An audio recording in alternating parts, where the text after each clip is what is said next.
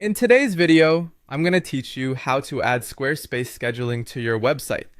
We're going to walk through the setup process from the main Squarespace menu all the way to placing your scheduling section directly onto a page of your site. This is a straightforward process, and once it's done, visitors will be able to view your availability and book the services you want to offer. To begin, open Chrome and sign in to your Squarespace account.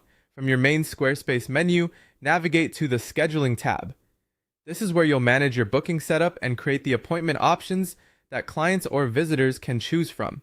If this is your first time opening scheduling, Squarespace may guide you through a few initial prompts. Go ahead and follow those prompts to set your time zone and your availability. These settings are important because they control when people can book with you and make sure appointments appear in the correct time zone.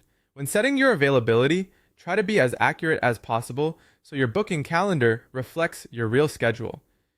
This helps avoid confusion later and creates a smoother experience for both you and your visitors.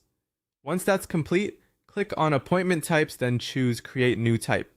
This is where you'll add the services you want to offer. Each appointment type represents a specific service, session, or booking option that people can select. Take your time here and make sure each service is clearly defined so it's easy for visitors to understand what they're booking. After you've created your appointment type, go back to your website page editor. This is where you'll place the scheduling tool on the page where you want it to appear.